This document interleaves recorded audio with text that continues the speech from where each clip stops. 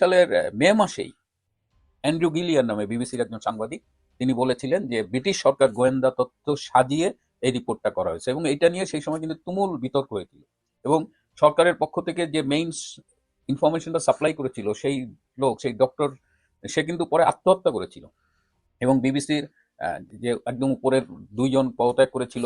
Ultimately BBC কিন্তু ভুল স্বীকার করেছিল এবং বলেছিল তাদের প্রতিবেদনে ভুল ছিল। এবং এখন তো সবাই জানে যে Saddam Hussein never had those weapons, mass destruction weapon তার কাছে ছিল না।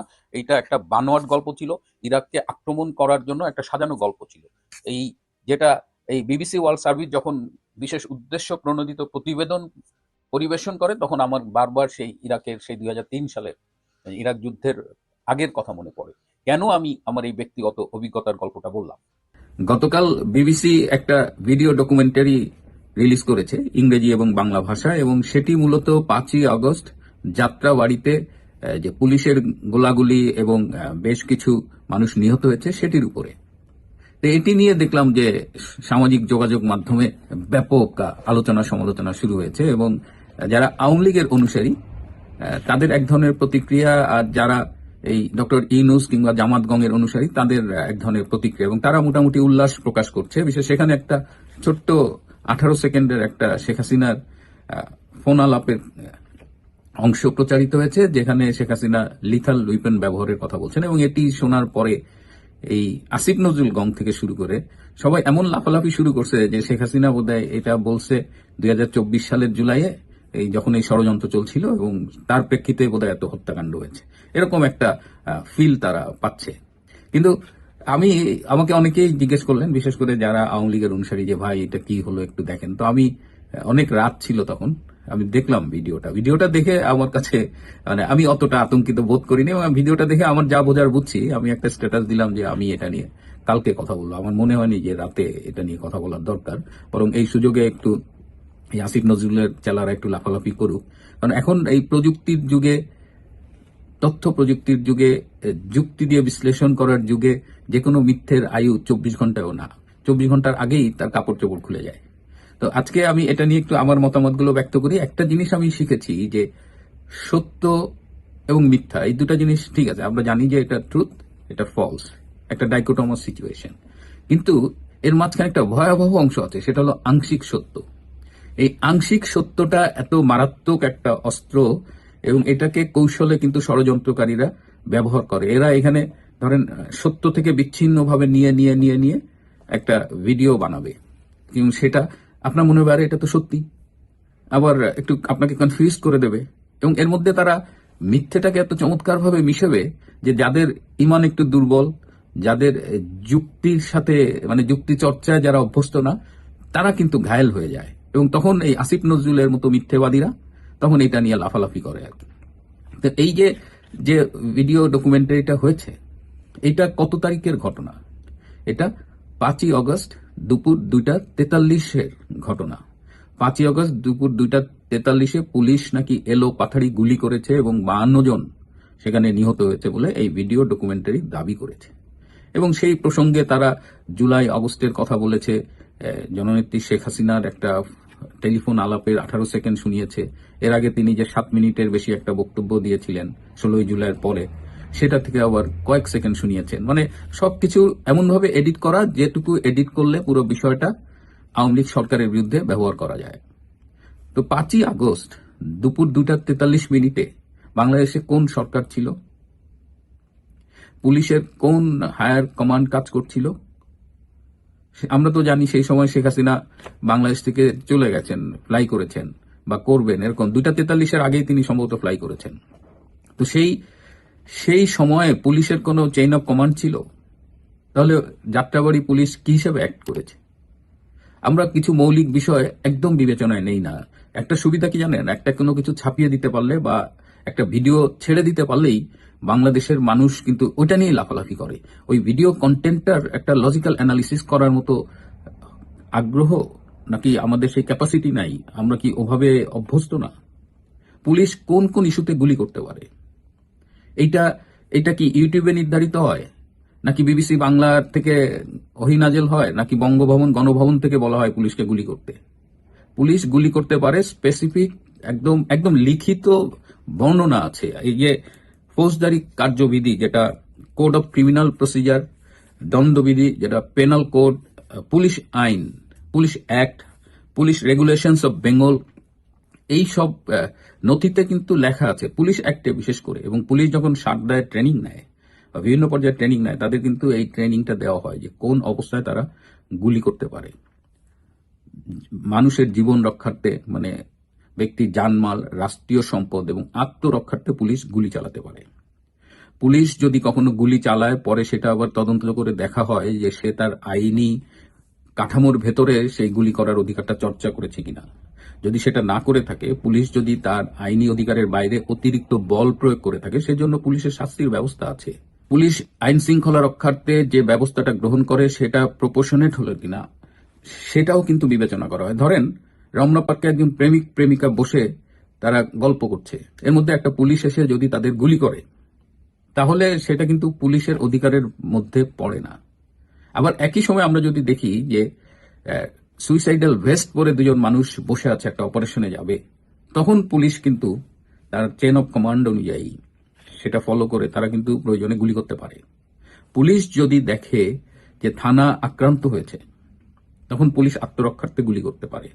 পুলিশ যদি দেখে যে জাতীয় সম্পদ ধ্বংস করা হচ্ছে, বাংলাদেশ টেলিভিশন ধ্বংস করা হচ্ছে, বা সেতু ভবন ধ্বংস করা হচ্ছে, বা মেট্রো রেল ধ্বংস করা হচ্ছে, তখন সেই সম্পদ রক্ষার্থে পুলিশ পরিস্থিতি অনুযায়ী গুলি করতে পারে। ধরুন লন্ডনের বা আমাদের সিডনির অপেরা হাউসে একদল মানুষ ভাঙচুর করতে শুরু করলো, তখন পুলিশ সেখানে কি করবে? বা আমাদের একবার সিডনি এয়ারপোর্টে, আমি তখন সিডনি এয়ারপোর্টে জাস্ট ফ্লাই করবো বাংলাদেশে, হঠাৎ দেখলাম যে খুব রেড অ্যালার্টের মতো একটা ব্যবস্থা। কি হয়েছে? সিডনিতে একটা ক্যাফেতে একটা লোক বন্দুক নিয়ে ঢুকছে এবং ক্যাফেতে যারা চা কফি পান করছিল তাদের সেই সবাইকে সে জিম্মি করছে। তখন পুলিশ কি করছে? আলটিমেটলি পুলিশ ওই জিম্মি মানুষদের উদ্ধার করার জন্য গুলি করে যে জিম্মি করেছিল সেই সন্ত্রাসীকে হত্যা করেছে। তো এইগুলো পুলিশ অ্যাক্টে লেখা আছে। এখন আমরা তদন্ত করব যে পুলিশ 2:43 5ই অগস্ট, যখন তার তার সুপিরিয়র কমান্ড কাজ করছে না, যখন মাননীয় প্রধানমন্ত্রী চলে গেছে বাংলাদেশ ছেড়ে, তখন কোন পরিস্থিতির উদ্ভব হয়েছিল। এই বিবিসির প্রতিবেদনেই বলা হচ্ছে যে তখন মানুষ 5ই অগস্ট উদযাপনের জন্য থানার দিকে যাচ্ছিল। আচ্ছা, 5ই অগস্ট উদযাপনের জন্য থানা ঘেরাও করার কি আছে? যেখানে আগের দিন সিরাজগঞ্জে 17 জনকে পুড়িয়ে হত্যা করা হয়েছে। এই 19 এবং 20 জুলাই যাত্রাবাড়িতে পুলিশকে পিটিয়ে ওভারব্রিজে ঝুলিয়ে রাখা হয়েছে। সেখানে আপনি পুলিশের কাছে আক্রমণ করতে যাচ্ছেন কি জন্য? এবং পুলিশের তখন আত্মরক্ষার্থে কি করার আছে? সেখানে সেনাবাহিনীর টহল ছিল। সেনাবাহিনীর টহল কেন সরে গেল সেটা কি বিবিসি জানার চেষ্টা করেছে? সেনাবাহিনী কি পুলিশকে জনগণের মুখোমুখি দাঁড় করিয়ে কেটে পড়েছিল? আরো এই ডকুমেন্টারিটা এত বেশি অসঙ্গতিতে ভরা যে এটা নিয়ে কথা বলতেও, মানে আমরা তো বিবিসির কাছে আরেকটু ম্যাচিউর কাজ আশা করেছিলাম। এই বিবিসি পুরো ঘটনার প্রেক্ষিত বর্ণনা করেনি। পুলিশ নির্যাতনের কথা কোথাও নাই। টোটাল যে মেটিকুলাসলি ডিজাইন যে ষড়যন্ত্রের কথা ডক্টর ইউনূস বললেন, সেটি খুঁজে দেখার কোনো প্রচেষ্টা আমরা বিবিসিতে দেখিনি। তাহলে এটা কি করে অনুসন্ধানী প্রতিবেদন হলো? এবং যারা এখানে যাদের বিরুদ্ধে অভিযোগ এনেছে, ভিক্টিমাইজ করেছে, তাদের বিরুদ্ধে যে খুব বেশি যোগাযোগ করার চেষ্টা করছে তা না। যে ফোন আলাপটির যে 18 সেকেন্ডের ফোন আলাপ, যেখানে প্রধানমন্ত্রী শেখ হাসিনা লিথাল উইপেন ব্যবহারের কথা বলেছে, সেটি তো এই 2024-এর ঘটনা না। প্রথমে বলা হচ্ছিল যে এটা কি কি হতে পারে, আমরা সম্ভাব্য বিষয়গুলো দেখি। যে একটা হলো যে এটা আর্টিফিশিয়ালি জেনারেট করা হতে পারে, আর্টিফিশিয়াল ইন্টেলিজেন্স ব্যবহার করে ইজিলি ভয়েস ক্লোন করা যায়, এটা কোনো ব্যাপারই না। এটা I have learned how to do it. এটা হলো একটা আর্টিফিশিয়ালি জেনারেটেড হইতে পারে ইন্টেলিজেন্স দ্বারা। দ্বিতীয় হলো যে যদি তর্কের খাতিরে ধরেও নি যে এটা নেত্রী বলেছেন, তাহলে আগে পিছিয়ে কি বলেছেন। এবার এই অ্যাজাম্পশন বাদ দিয়ে আমি আপনাদের সত্যিটা জানাই যে 2016 সালের 1 জুলাই অলি আর্টিজান গুলশানের একটা রেস্টুরেন্টে যখন জঙ্গি হামলা হয়েছিল, সেই সময় মানে জঙ্গি হামলা কিন্তু ইজ ডিফারেন্ট, এবং পুরা রেস্টুরেন্টের মধ্যে অনেককেই জিম্মি করা হয়েছে। একটা সারা পৃথিবীর চোখ তখন বাংলাদেশের উপরে। সেই অপারেশন কন্ট্রোলে পুলিশ, হাইকমান্ড, প্রাইম মিনিস্টার সবাই ইনভলভ ছিল, এবং সেইখানে শেখ হাসিনা বলেছিলেন যে প্রয়োজনে লিথাল উইপেন ব্যবহার করা হবে সেই জঙ্গিদের ধরার জন্য। তো 2016 সালের জুলাই মাসের একটা ভিডিও ক্লিপের আংশিক অংশ বিবিসির মতো একটা সংবাদ মাধ্যম এটা ব্যবহার করতেছে 2024 সালের জুলাইয়ের কথোপকথন বলে। মানে সাংবাদিকতা কি পরিমাণ মানে দেউলিয়া হলে কিংবা এর সাথে কতখানি নগদ লেনদেন জড়িত আছে সেটাও একটা বিষয়। সো আমি এই কারণে বললাম যে আংশিক সত্য, যদি এটা শেখ হাসিনার ফোন আলাপও হয়, সেটা আদৌ 2024 সালের ফোন আলাপ নয়। কোন প্রেক্ষাপটে যাত্রাবাড়ির পুলিশ অ্যাক্ট করেছিল, কারা সেখানে ড্রোন উড়িয়ে ফটোগ্রাফি করেছে, এটা তো টোটাল মেটিকুলাসলি ডিজাইন প্ল্যানের অংশ। এটা বুঝতে তো কারো রকেট বিজ্ঞানী হতে হয় না।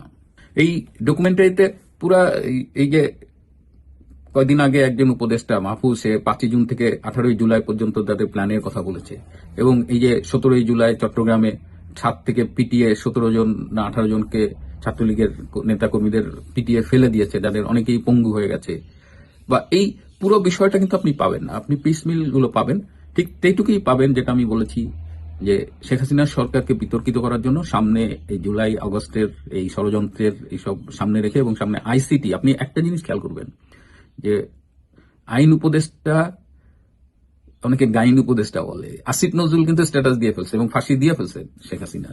আরেকটা জিনিস যেটা ইন্টারেস্টিং, আমি একটা পত্রিকায় দেখলাম, পরে ফটোকার্ডও দেখলাম, যে এই যে আইসিটির যে চিফ প্রসিকিউটর, যে বেসিক্যালি যুদ্ধ অপরাধীদের আইনজীবী ছিল, সে বলছে যে বিবিসির এই ডকুমেন্টারি এটা নাকি ট্রেইলার, এবং এই যে ফোন আলাপটা 18 সেকেন্ডের ফোন আলাপটা, এটা নাকি বিবিসি পায় না, এটা নাকি এই আইসিটির এক তদন্ত কর্মকর্তা পেয়েছে। তার মানে ইট ওয়াজ সাপ্লাইড বাই এই তাজুল গং, ইনুস তাজুল গং টু বিবিসি, এবং বিবিসি সেই ফরমায়েশি প্রতিবেদনটা করেছে।